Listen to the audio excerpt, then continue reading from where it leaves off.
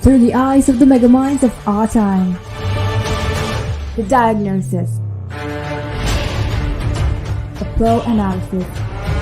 Every Saturday from 4 p.m. to 5 p.m. on Relax Radio.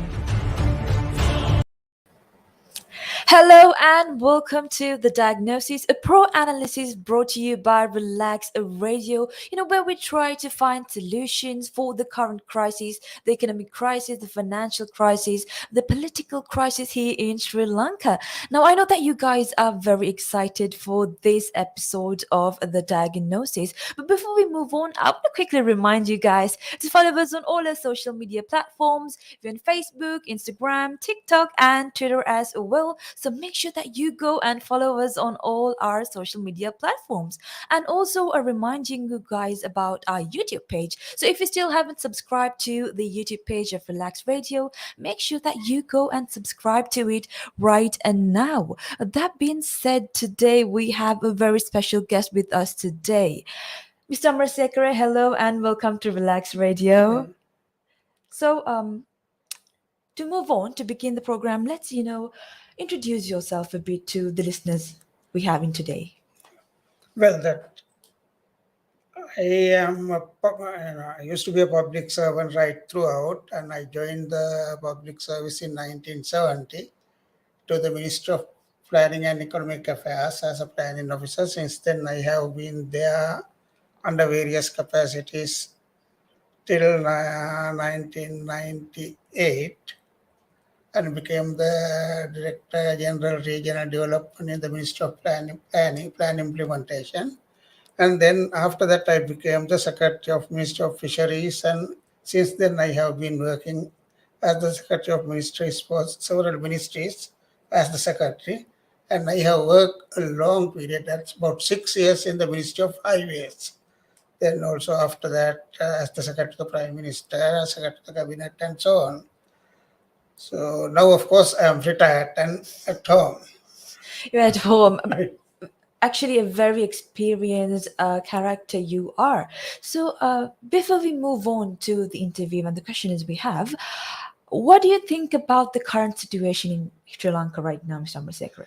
Well, today, of course, the country is faced with a severe crisis. This crisis, of course, we can't say it is just a result of what this government did during last 2 years. That also has contributed in a big way to aggravate the situation. But this is an issue that coming for many years. I think since 1978 or 80s, that Sri Lanka started getting a lot of foreign aid and foreign loans, concessionary loans and grants. So that with that, of course, we got used to consume more than what we earn. That because before that, of course, we manage within our capacity what we earn, what we produce, our consumption also within that range.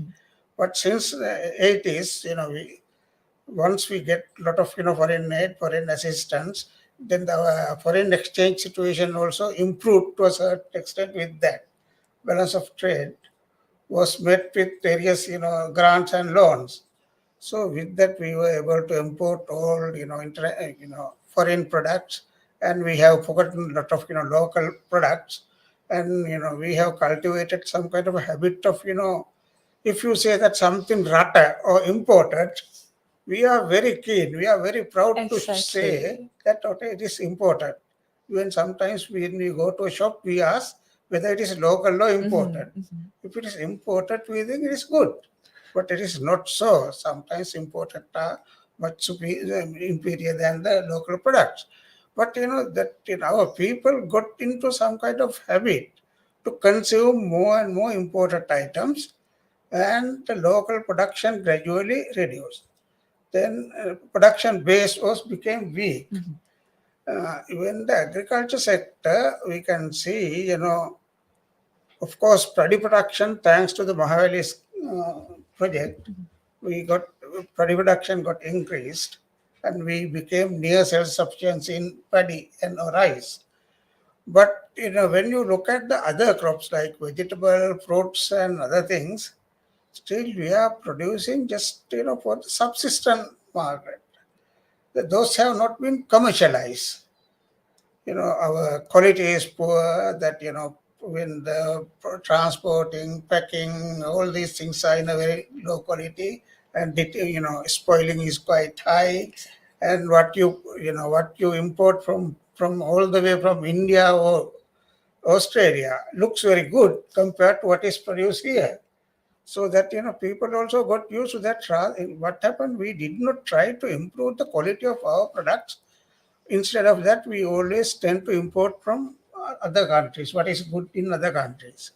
So as a result, our production base became very weak. But of course, our agriculture is always a smallholder system. We don't have large farms. When you have large farms in other countries, of cost of production is low. The quality also can be maintained, but Yeah. in our case, all are smallholders. The cost of production is relatively higher than the imported ones.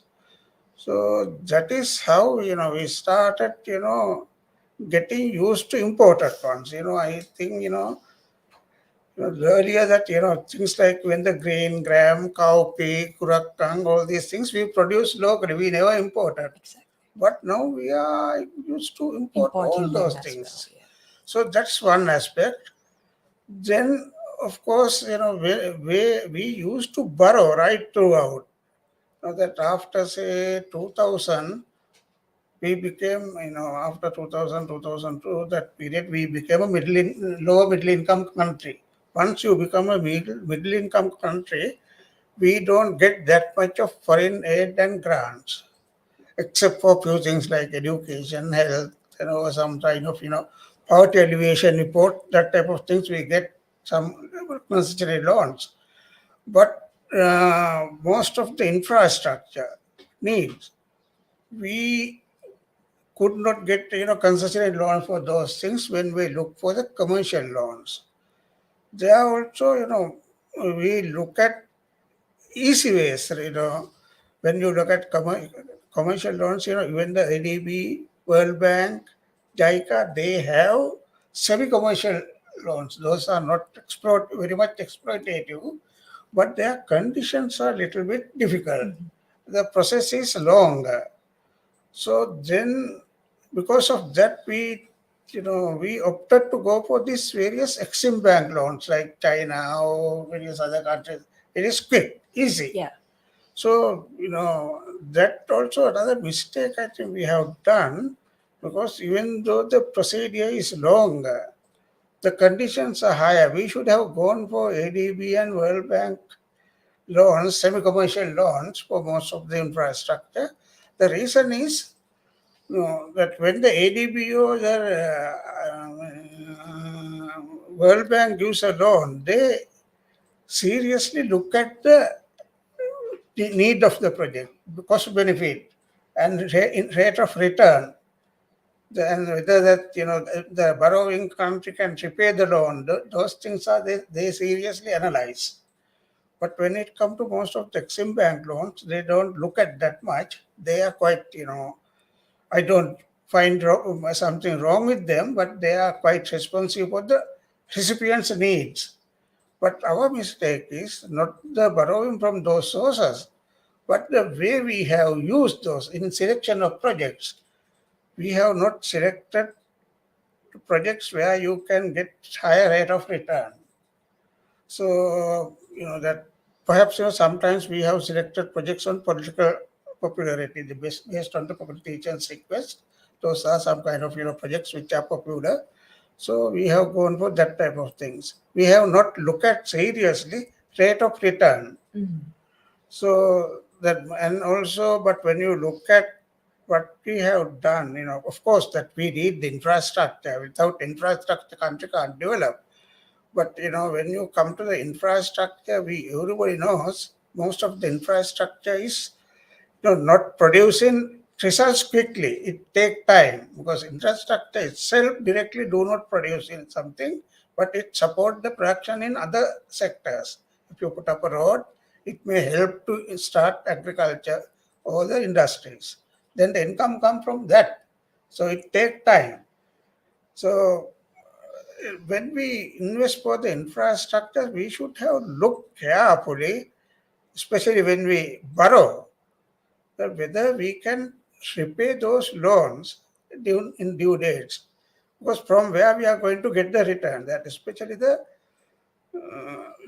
government, most of the if you take road or irrigation projects, you cannot get income from immediately from that. You will have to get the income from the taxes from the other those those facilities will be utilized by private sector or the individuals. Then they will pay taxes from their production. That's how the government will generate government income. Exactly, exactly. So if you do not get that type of multiplier effect as a result of the project, then you find difficult to pay back the loan. So what happened during recent past, we have invested or we have borrowed simultaneously for many infrastructure projects. Yes. So though our economy has no such a big capacity to absorb that type of large number of infrastructure projects, especially after borrowing. If you Exactly. have your own income, it's a different matter. When you borrow it, when you borrow simultaneously, repayment also comes simultaneously. Exactly, Mr. That's the problem Dhamrasekara. we are facing at the moment. But in the other thing, that is the over. This is, I would say, this over investment.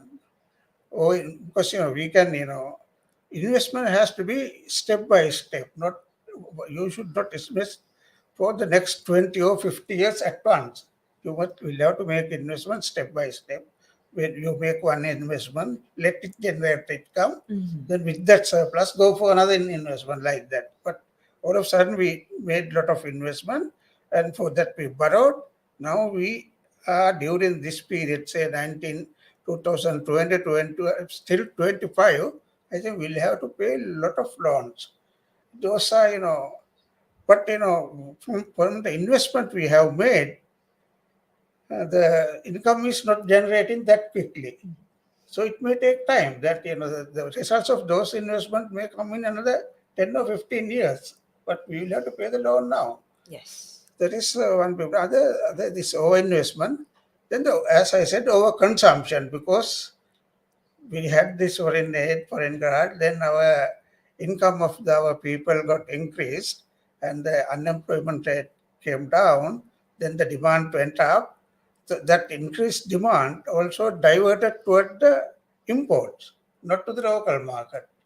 So that our overconsumption also one thing, we consume more than what we produce. That's also another reason for it is not only the people, even the government. Government is spent more than government can earn. Government earning is basically come from the taxes. There is a limit that the government can tax the people. You can't tax too much. But there is always, what you call budget deficit. As a result of that, there was a budget deficit. That budget deficit was filled by printing money or borrowing locally or borrowing internationally. So that also added to the problem. You see that, really that our lifestyle also not in par with our economy. It's Exactly. I much agree. beyond the capacity of our economy. I agree, Mr. Yeah, Dhamrasekara. our interest also same that our emerging middle class or even the lower middle class, they, as I said earlier, that they always look for very high level of lifestyle. So that's another reason that I think most of our people are using a car may not have the capacity to use a car, but they want to use a car like that. Yeah. And also that everywhere that we have got used to some kind of extravagant consumption. That's also another reason, but we cannot blame only the government for all the problem. The problem, Exactly, I do agree, Mr. yeah, Amarasekara. Now, that was a very descriptive explanation about the current crisis right now.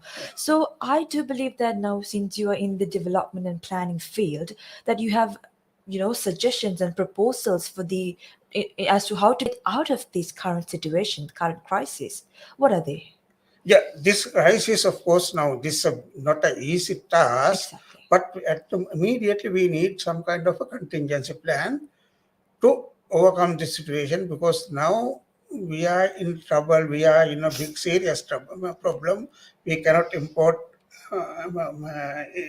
petroleum and the gas, medicine, some essential food items, milk powder, like that. So that is a serious issue, because this issue has to be sorted out immediately. No, that no, because we cannot. We in today the present world, we cannot live without the energy. Exactly. The energy is a must. So when you don't have the petroleum or the other energies, the production, not only the consumption, when the production gets get upset, know that most of the factories are unable to work, or no electricity.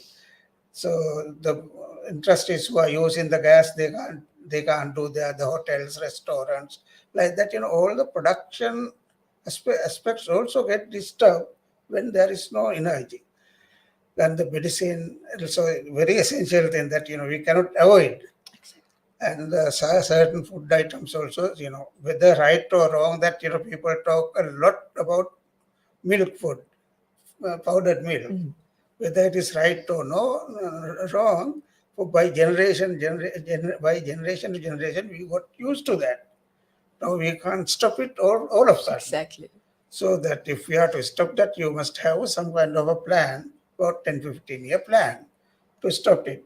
But by stopping all of a sudden, that you cannot do anything, because then the people's anger will got increased. That Yes. today the problem is, as a result of this economic crisis, a political crisis has emerged.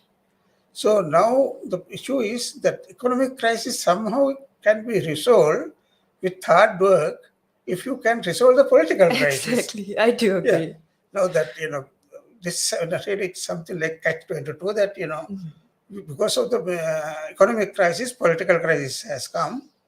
Now, without resolving the political crisis, nobody can think of the resolving the economic Okay. problem. Yes. So when we are to borrow from foreign countries, we will have to have some kind of political stability. It is very pathetic situation, some way, in a way that people who are that protesting in the hallways, that it is appreciated by many people. I also appreciate it, but to a certain extent, not fully. That they must also have some kind of a objective. Protest is good, but objecting the government inaction or the lethargy, that is really good. That with this protest, of course, government has waken up. They have Yes. opened their eyes. But what is next? That they say now the go, Prime Minister go, all 25 to be resigned. But then what will happen? Then there will be another situation. So that is not the way that we have to do that. If it is running to another situation, someone will come and grab it. The Yeah. world power, which sometimes unexpected group. Yes. Oh, Sorry to disturb you, but what do you suggest should be done then? yeah, but I think that I think this because it is my personal Yeah. opinion. The government has, to a great extent, surrendered. That's good. That's a good opportunity. The Andaman government has become more flexible. So I think rather than ask him to resign the president of the parliament, okay, it doesn't matter. Let them resign, but not. I'm not telling them to resign immediately. These protesters must force them to resolve some of these problems first. Exactly. You resolve and resign, not just resign. That the people are talking about the system change. That if this lot resign, what will happen? And a new lot will come. They will give all promises, but they will not do. They will do the same. They will also do the same thing. But this is a good opportunity. Of course, they have mobilized a human resource to pressurize the government. I think we must not waste this opportunity. Very rarely this could happen, because they have collected large number of people, and now this protest is going on for more than a month now, 50 days, I 50 think, days, today. Yeah. yes. So today they are completing 50 days. So that this must just not allow to disappear without end result. They must be able to achieve a result. If they can force the present government, okay, change the, you change the constitution the way that we want. Tell what are the changes we want. They want like that. Okay, system changes. What are the changes they need in the administration, judiciary, and whatever the election system, all these things. Tell the government to change these things. After that, you resign. Let the new group come. But if they leave as it is now, there will be a big anarchy situation. So perhaps it may take another 10-15 years to bring the political stability. So from both sides, government also, I think from the government also, rather than just keeping away from these protesters, the government must try to develop a dialogue with them and see whether both protesters and the government can sit together and work for a common agenda. Then if I think these people must pressurize this government, do these things, and after that you can resign and go for the general election, go for the presidential election, no, whatever. But without that, if the all 225 resigns without anything, then there is no government. If the president leaves, there is no government. Exactly. Any nation can't exist without a government. So there must be a government. When there's a vacuum, that vacuum may be filled with something unwanted. So I think the government as well as protesters, both sides must be concerned on this. Without creating some kind of anarchy situation, both should sit together and work for a agenda with the national interest. I do agree with everything that you said, Mr. Amarasekara. Now, talking in a global perspective, it's not Sri Lanka that has faced this situation right now. There are other countries that are facing a political crisis and economical crisis as well. So, what are the lessons that we can take from other countries who have faced this Well, problem and who has, come up with solutions for these yeah. problems? Well, that some time back, about 10-15 years back, the Greece has faced a similar situation. But still they are struggling to overcome. But of course, it has So been it takes resolved to a time. great extent. But they were able to do that because European Union helped them in a very very big way. Because see, being a European country, they helped them in a big way. But I don't see that any possibility of Sri Lanka is getting such a strong support. And why do you think we don't get support from the international platforms? Well, that one thing that our policy is also sometimes not attractive for the advanced countries. Yes. That though we are not a socialist country, our thinking, certain various strategies are toward that left wing. But that Europe, especially the European countries, then the America or Japan or these advanced countries are not in favor of those. Yes. So they like capitalist mode of production and the democracy, the human rights. These are the things they look for. So we also in that case we must change our policies and we also must become a little bit flexible. And also, that Sri Lanka is, many people talk about our location. Yeah. That also true that this location also attractive for many international forces. It is, yes. So, but if anyone comes to support, they will try to grab more things from Sri Lanka, and especially for the when in the international politics. Sri Lanka will be an important place.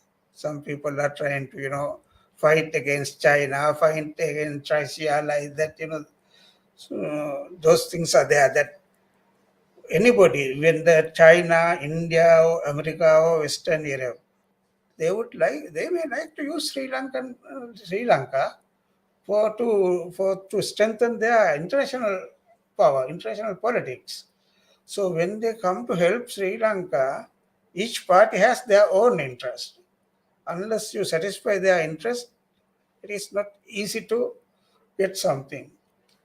Uh, then that we, of course, whatever the situation now we have come, whatever the problem now we have come to that situation. We now we will have to sacrifice. Without sacrificing, we cannot survive. Yes. So if India says something, we will have to comply with that. If America says something, we'll have to comply with that. Or China says something, we'll have to comply with that. So now Sri Lanka has become a battleground for the international forces. So it is not a good sign. Definitely is not good a Good sign. sign. That is, but now we cannot avoid any of these forces. So we cannot avoid any pressure come from India. We cannot avoid any pressure come from China. We cannot avoid what is coming from, America or the other countries. So that our political when it comes to international politics, I think we have mess up our situation. Our political international relations are not that good. It is. I am not saying that we must go to the capitalist camp or socialist camp, but we should have managed all these forces, without affecting our, sovereignty. I do agree with you, Mr. Amarasekara. Now, since you've been working with a lot of politicians and you were the former secretary for the Prime Minister as well, do you think that the board of, the parliament members that we have right now, are they capable? Or can they lead the country? What do you think, in your opinion? No, I think I would say directly no, bluntly no. That's very bold. Yeah, because most of these politicians, they are really planning only how to come into power. They have mastered it. They have learned it very well. They know how to come into power. But none of them have studied after coming into power how shall we manage the country. No one has thought of, no one is studying or no one is looking at that. They all, even after coming to the power, again they are gunning for the how to come to the power next time, not to manage the country, not to manage the economy. So that has been none of them. Most of them, also do not have a knowledge about the economy, the country's judicial system, administration system. They have no knowledge. No, at least coming to the power, you must forget the politics at least for 5 years. Then you must try to study those things and graphs. But if they don't, they don't do that. They are totally when it comes to policy formulation, that we say the policies are prepared by the government, but none of these parliamentarians know anything about policies. Policies. The policies are prepared by the public servants. So, okay, it is all right. The public servants should do that. But politicians must be able to grasp it, understand it. What is behind this policy? So they don't understand it. That's the problem. We say that parliament is they are the lawmakers, but they don't draft any laws. They don't even know what they make. Yeah, they don't know they don't know anything about that. They just approve it. So, but they must be able to, once the act is drafted, they must be able to read it and understand, and they must be able to argue. But today what we are seeing in the parliament, when a very important act is being passed, no one talk about the various clauses of that. They don't just regarding each other. That's all. That I can remember when we were students, when some important extras submitted to the parliament, we were waiting to see what Colin Narsilla is going to say, what Ennam Perera is going to say. Because if they talk sense. Yes. There will be a lot of things to be learned. But today we can't, hear anything like that. So that they are just fighting between each other, and they are making nicknames to each other or something like that. So that parliament time is utterly wasted. I think, I don't see there is anyone.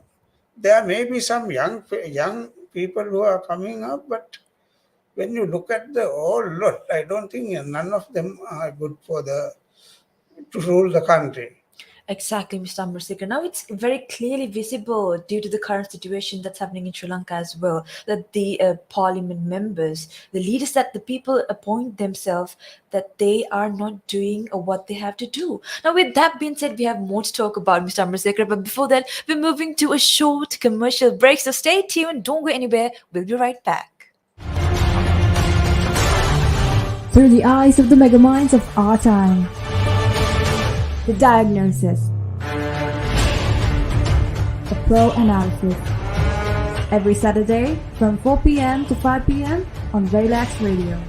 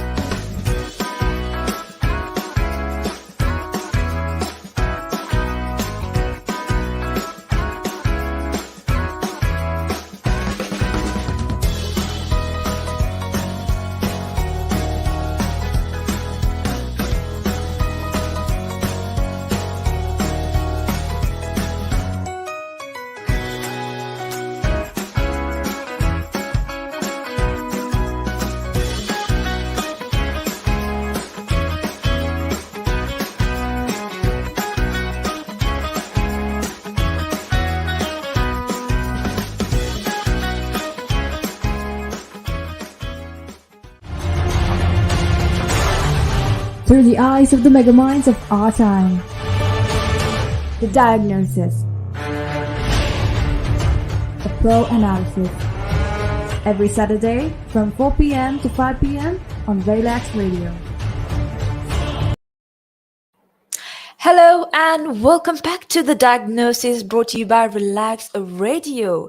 Today we have Mr. Amarasekara with us to talk about and to find solutions for the current crisis here in Sri Lanka. Now we were talking about the politicians and how capable they are to rule the country. Now, we definitely have young leaders in Sri Lanka who has the potential to lead the country, to come up with constitutions and system changes, to have a smooth run in the country. Now, what do you think about them? Do we have young leaders, young politicians? Yes. No, when I observe the way some people talk in the parliament and also outside, I can see there are few, like people like that, Iran Vikramaratne from he's not in the UMP but now in a different party, but he seems to be a reasonably good person. Then Harsha De Silva seems to be a knowledgeable person. And also I have seen some people like Shamish Patirana, then Sihan Singh, that they are young people, educated people, they are not spoiled yet. Spoiled yet, Yet. yes. So that if they get into the correct path, I think they may have a good future. there will be people like that. There may be a few others, but I don't know. But I have seen those four people have, Shahan Singh, then Ramesh Patirana, Iran Vikramatna, and Harshad Silva. They seems to be quite, reasonable people who can climb up the ladder. But we don't know. But when they come to the politics, there are so many forces to make them corrupt. Even uncorrupted person comes to the politics, that such people are not allowed to be uncorrupted. There are so many forces. Because people like, in Sri Lanka, I can see that, corrupted or these uneducated people, they are the attractive group for the constituents. So that, if an educated person contested in the election, I'm quite sure that he will not get elected. Exactly. If That's a thugs something. come, a thugs will get, Yes. he will top in the list. Now, I think that's partially the responsibility of the general public as well, because we are the ones who vote for them. So, where did we go wrong? So it's difficult, but one thing I don't know that political side throughout our political parties, according to our system, we will have to vote for someone who nominated by the party. These parties must be very concerned about putting the correct people as candidates. But when they put say that UNPO, SLFP, the people are voting for the party more than the person. But when they put a wrong person, naturally that wrong person will get elected. So that's a big responsibility for the top in the parties to nominate correct people. But they don't do that. They also select that type of people, and they put the as candidates for the election. So people also has no choice. Exactly. So if someone come independently, that he can't win, no? It is, of course, olden days, some people used to contest independently. Independent. Yes. So those people came into power, but when you come independent, he's powerless. He cannot do much. Unless you are in the ruling party, you cannot do anything. But these political parties has a very strong duty to correct nominate correct people. But the problem is they don't do that. That they look at who can finance the election campaign, who can mobilize the thugs. Those are things they look at. That they look at. Yes, I completely agree with you. That's very true, Mr. Amarasekara. Now, since we talked about politics and political members, I have a very question, a very interesting question for you, and that is, will you ever consider becoming a politician? No, That's a straight no. no. I think I have no required qualities to be a politician in Sri Lanka. And what are they? So if you're saying that there are no required qualities for you, That what are the required qualities a politician should have? no, that got under the prevailing circumstances. If you are a politician, if you are to come with politicians, you must be able to lie. You must be able to talk against your conscience. So that type of that I can't do that. I am a person who talk and who say something. I bluntly says it, whether it is acceptable to others or not. So the biggest thing, the biggest requirement a politician should have is being able to lie to the people. Yeah. So that today this for only the cunning people can become politicians. Exactly. If someone speak honestly and if he doesn't have another hidden agenda, he can't become a politician. You always must be able to have some kind of a dual character. When you talk to people, you must be able to talk in a different way, but you must be able to do completely Different thing. opposite. Yes. Then only you become a success politician in this country. But Mr. Amarasekara, taking into consideration your experience, the capability that you have, the potential that you have, don't you think that it's your responsibility to find solutions, to be in the leading parties, and to be in the government, to be in the parliament, be a member, and do your duty to Sri Lanka, to your country? Sorry, I didn't follow your question So, correctly. you are a very experienced person in the field. You have a lot of experiences and a good knowledge. And I think, don't you think that it's your responsibility to do your thing to the general public of Yeah. Sri Lanka? And I think that you will be able to do it more in a bigger capacity if you step into politics. Well, it is now too late. No, that when you listen to these protesters in the gold face, what they say is all this all crowd should go home. That's what they say, Yeah, yes. yeah. So that we should go home. Yeah, that's it. So now it is too late for us to do anything. But of course, I am saying what I'm saying that if we can do something by way of contributing ideas, we can do. But I don't think that we have required energy and the strength to do something ourselves now. Is So you do agree with the protesters saying that the old politicians should go home? well, I partly agree Hmm. because when you become all that, of course, your knowledge and the experience also you gather more experience. But actually, that strength and the energy is not there. People said like middle-aged people, like people in when I am look at, I was quite active in say in my 40s, 50s, and 60s. Now I am not active, so I can't. So really, when you say after 70 or something like that, you must Step retire. out, Retire, yes. yeah. That after when I look at myself, after 70, your productivity is diminishing very quickly. That's what I feel. So So, that but is. still, you have good experience, knowledge that you can, contribute from that. You can do writing, you can do advising or that type of thing. But we should not try to do ourselves. Let the young people do. Because young people should take up the responsibility because it's Yeah, their let nation them as do. well.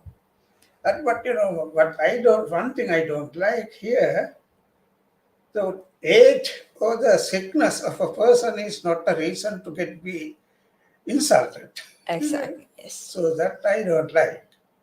Everybody will become old, Hmm. everybody will die, but we should, in our society, we had a system, we respected old people very much. But today it is not that, When this gold face strikes, I have seen, the people are, insulting the old people. That's not good. Yeah. But they must respect the old people. When they want some advice, they can get it. But of course, all people must not try to do themselves. Well, they must realize then, okay, now I am 70 or 75 or 80. Now he must understand, okay, now I can't. That But then the yeah, thing is, most do not yeah, realize that. Most yeah, are not ready to understand yeah, that fact. And that is why they keep on. If you take the parliament in Sri Lanka, I think almost the majority are old people who should retire, yeah. but they just to have the power, for the greed of power, they just keep on holding on. And that is something that should be changed. They should give a chance to the youngsters, Yes, the one with potential, so yeah. that, because after all, it's their country as well. We should develop this nation together. And also, whether it is in the politics or administration, we never train our successors, Exactly, yes. so that we try to remain in the power or in our position as long as possible. We don't allow our the second layer to come up. That is in the politics also. And now the worst thing in Sri Lankan politics is there may be more capable people in this among these politicians who have come from the humble background. But normally according to system, they are not allowed to come up. Who have this family recognition or that, or those are the people who can come forward. The people who have come from the humble background, they are not allowed to come forward. It is in the politics very quite clear that among these young MPs, there may be good people who can perform as ministers. but they are not allowed to do so. So in politics, basically, connection is what matters in Yeah, politics. and also politics should not be. I think it should not be a career. That what is happening in Sri Lanka. That most of the people who enter the politics, that has become their career. Now, if you look at America or some other country, they do some other jobs. Some maybe halfway enter into the politics, become the president or prime minister or minister, work 2 3 terms, then they go back. They go back to their normal business. But in our case, we never go back. Never got Until back. we die, we remain in politics. That's the worst thing. That is exactly the worst thing, Mr. Amarasekara. Now, since you said that you do not want to get into politics and that you want to retire and all, but you also said that you can assist the people with your ideas, with your concepts in any way. Now, you mentioned that you have proposed some plans to the current Prime Minister and all. Yeah, that after Honorable Ranil Wickremesinghe became the Prime Minister recently, I sent some of my ideas to the Sorry Prime to Minister. bother you, Mr. Amarasekara, but what are your perspectives on Mr. Ranil Wickremesinghe becoming the Prime Minister? Well, I think when you look at the present lot, I think he may be the only person who can manage this particular crisis, economic crisis, not the political crisis. And why do you exactly think Yeah, so? but because he has I know that I have worked with him also some time back. He has the required knowledge, experience, and the vision. So he knows what to do. But of course, there are various other weaknesses with him, but he knows what to do. So most of the other people who are in power, they don't know what to do, where to go. And of course, politically, ethically, I don't know whether he has the right to be the prime minister because I think he is not contested for the election. Or, he has not got even a single MP in the parliament except for Exactly. himself. Yes. So that is a different matter. But when you look at the other leaders who are around, I think that he's fairly all right to resolve this problem, but not to be the prime minister for a longer period. Because he's also very old. Yeah. And maybe 6 7 months, he also must decide. He should not think to remain in power for a long time. He must not try to reinforce his position by coming to this position. He must think, okay, that I will do a job of work and I will leave within 6 months or 7 months or 1 year. I think he must think like that. He If definitely should yeah, think if he like that. tried to consolidate his position and the party and other things to remain in power next time, to come into power next time, then he will do a mistake. So he must, just like a consultant hired for this for a particular job, he must finish it and go. To resolve this economical Yeah, yeah. crisis. Now, yeah, Maybe coming six back months, to 1 year that he can do it and go back. That's exactly. all. So you said that you have given them concepts and your ideas as to how to practically solve this problem. Yeah, that I have talk about 2 3 things. One thing is how to how to save the foreign exchange or how to rationalize the import. I think it is very important this time, these days, that we will have to rationalize the import because we don't have much foreign exchange. So in principle, I do not agree for import banning because import banning always has some kind of a bad flavor because it paved the way for a lot of corruptions, issuing permits and all kind of things. Like import permits, those trying things create a lot of pave the way for corruptions. But I am suggesting identify set of goods and items to be essential. Have a very low duty rate to exempt those things from any kind of duties. Let those things come to the country.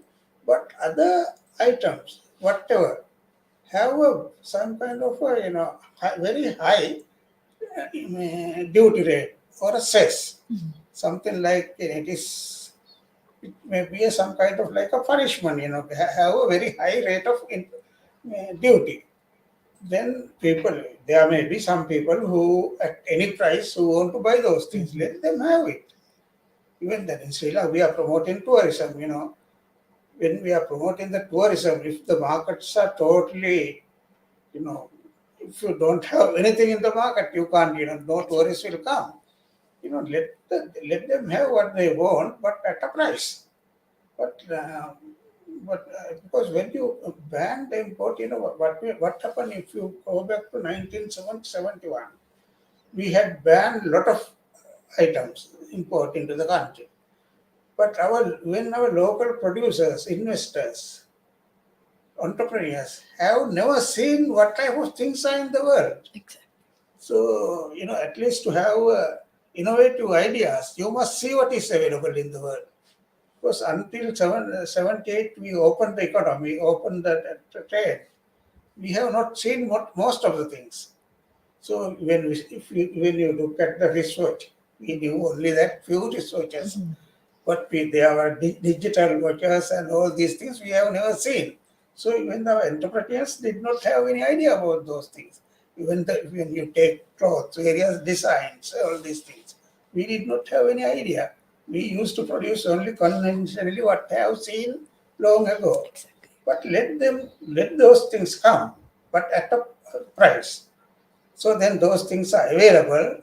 Anybody can, if our market situation is improving, then our people also look at those things, or produce those things, or when they can imitate, copy, all those things.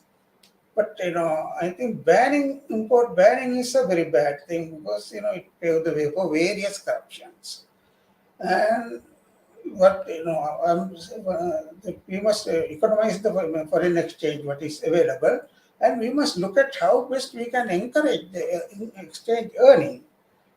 Now you see that foreign exchange earning is coming down gradually because of these import restrictions.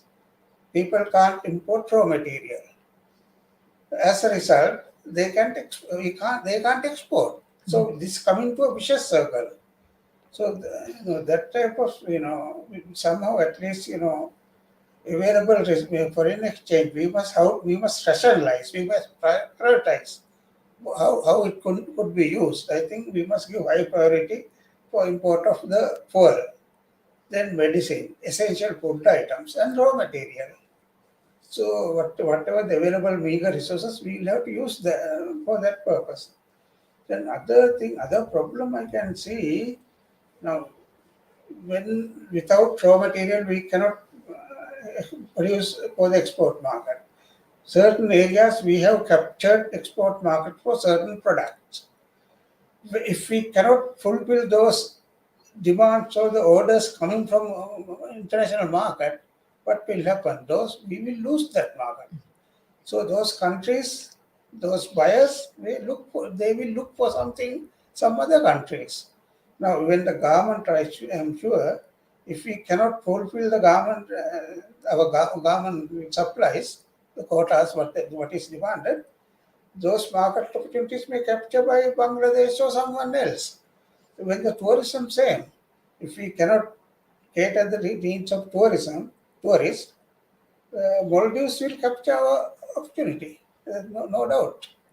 So that once it is captured by some other country, it is very difficult to recapture. It takes a lot of time. So then the other thing, this is not only foreign exchange, government has no income.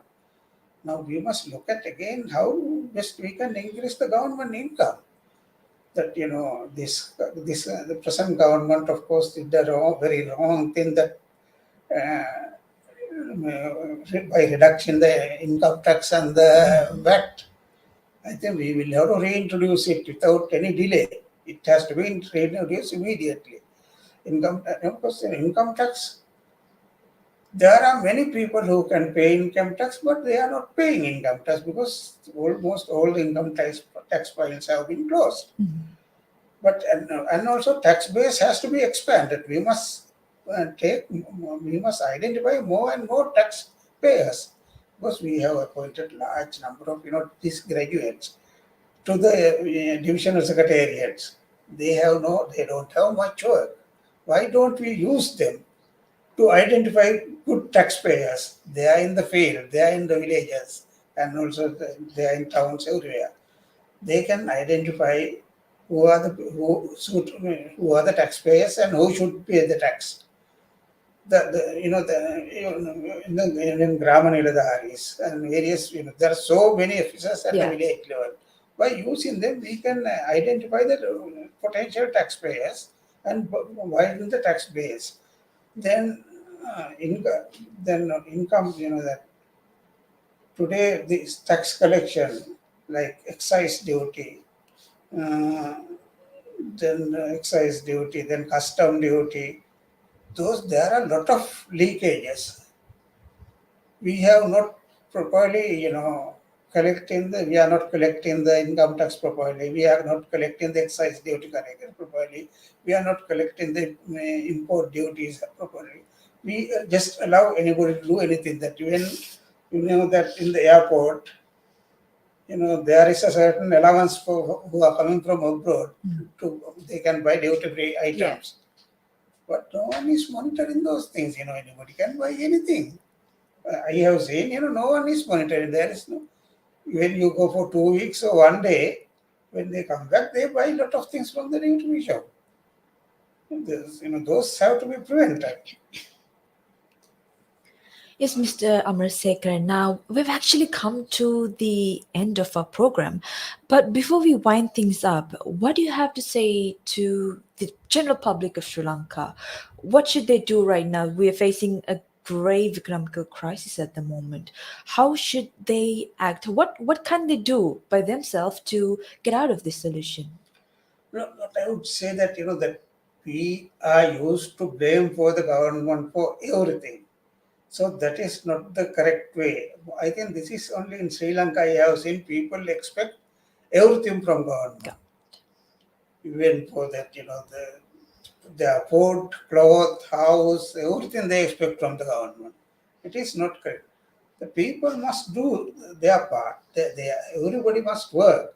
The government is nothing. Government is again all of us. When we put Exactly. together, we are the government.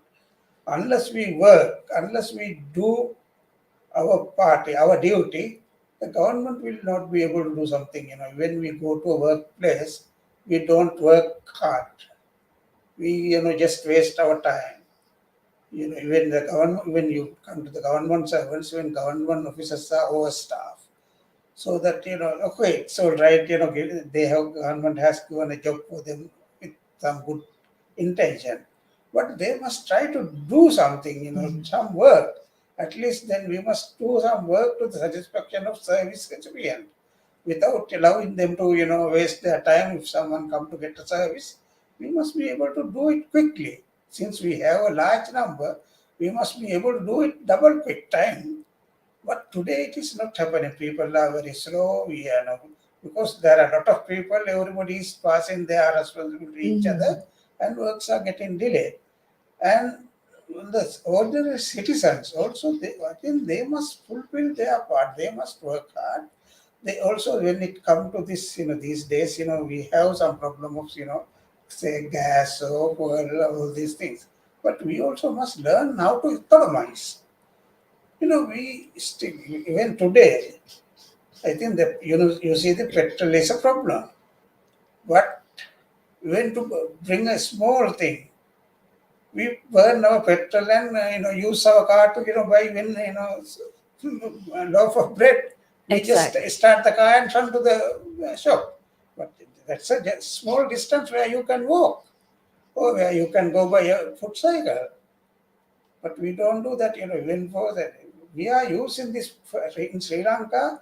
The vehicle usage is quite unnecessary. For everything. For even a small, very small distance, we try to use a car or motorbike or something. Exactly, Mr. Three-wheeler, Amarasekara.